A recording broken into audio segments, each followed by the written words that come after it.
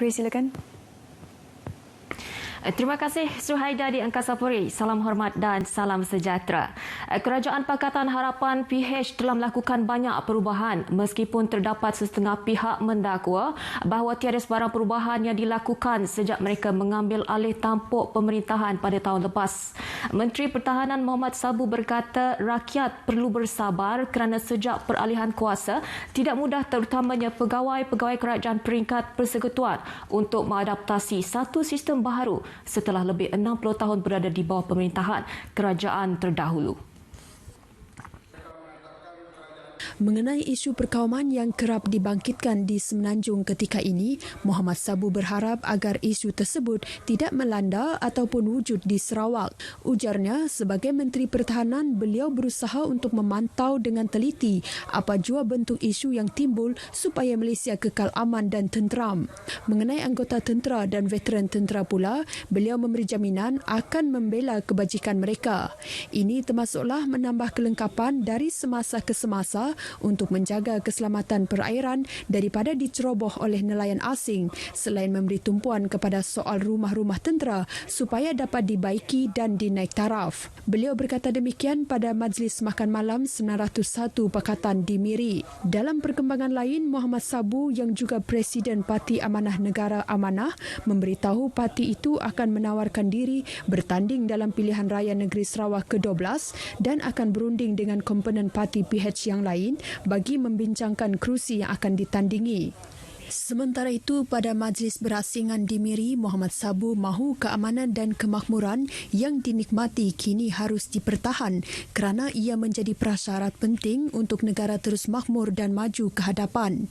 Katanya PH juga akan meneruskan usahanya untuk memberikan polisi yang memanfaatkan rakyat. Beliau menyatakan demikian selepas lawatan bersama kepimpinan Parti Amanah Sarawak Utara ke Imatu dan Miri di Miri. Sementara itu, Menteri Pengangkutan Anthony Locke dalam ucapannya memberitahu kerajaan PH akan membuktikan mereka mampu mentadbir negara ini lebih baik daripada kerajaan terdahulu dan tidak sesekali akan menyalahgunakan kuasa untuk kesejahteraan rakyat secara keseluruhannya. Katanya masih banyak perlu dilakukan kerajaan dalam memastikan rakyat mengecapi pembangunan yang dihasratkan termasuk di negeri Sarawak. Anthony Locke yang juga Setiausaha Organisasi Kebangsaan Parti Tindakan Demokratik DAP berkata PH berusaha melakukan yang terbaik untuk berkhidmat kepada rakyat. Ujarnya PH telah membuktikan komitmen dalam memperjuangkan nasib rakyat Sabah dan Sarawak termasuklah menerusi usaha meminda Perlembagaan Persekutuan bagi mengembalikan status asal Sabah dan Sarawak seperti yang termaktub dalam Perjanjian Pembentukan Malaysia 1963. Usaha itu bagaimanapun gagal mendapat sokongan 2/3 majoriti undi di Dewan Rakyat tanpa sokongan penuh daripada ahli-ahli Parlimen Gabungan Parti Sarawak GPS dan sehingga kini masih belum dapat dipindah. Manakala Timbalan Menteri Perdagangan Dalam Negeri dan Hal Ehwal Pengguna Chong Chien Jen berkata walaupun terpaksa menanggung beban kewangan yang besar, Kerajaan Persekutuan mampu mentadbir urus kewangan dengan baik. Ini termasuk meningkatkan pertumbuhan keluaran dalam negara kasar KDNK bagi tempoh Januari hingga Jun iaitu pertumbuhan 4.5% pada suku pertama dan 4.9% bagi suku kedua tahun ini. Penduduk Bandaraya Miri terus diingatkan untuk tidak melakukan sebarang aktiviti pembakaran terbuka bagi mengelak kejadian kebakaran tanah gambut dan belukar berlaku sekali lagi di Miri. Ketua Bomba dan Penyelamat Zon 6 Miri, Penguasa Bomba Kanan 1, Lau Poh Kiong berkata, cuaca kering dan panas diramalkan terus melanda Sarawak sehingga pertengahan bulan depan. Lau dalam kenyataan medianya memberitahu pihak bomba akan sentiasa mengadakan rondaan bagi memantau keadaan dan segera mengerahkan anggotanya ke lokasi jika menerima laporan mengenai pembakaran terbuka.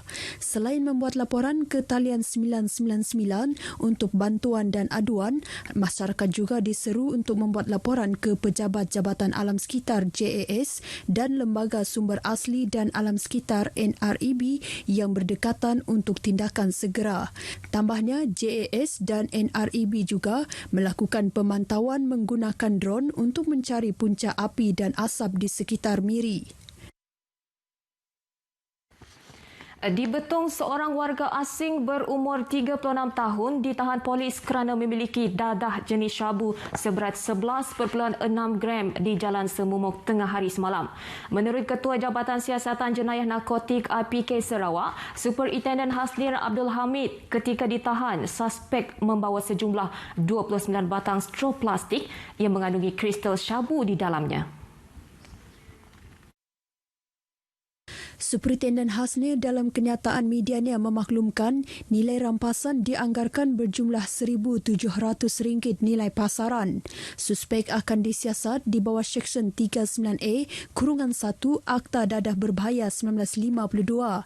Jika sabit kesalahan, suspek bakal berdepan hukuman penjara tidak kurang daripada 2 tahun dan juga tidak kurang 3 sebatan. Setakat ini dahulu berita dari Sarawak untuk N5 petang ini. Untuk berita seterusnya, kembali kepada Suhaida di Angkasa Puri. Silakan.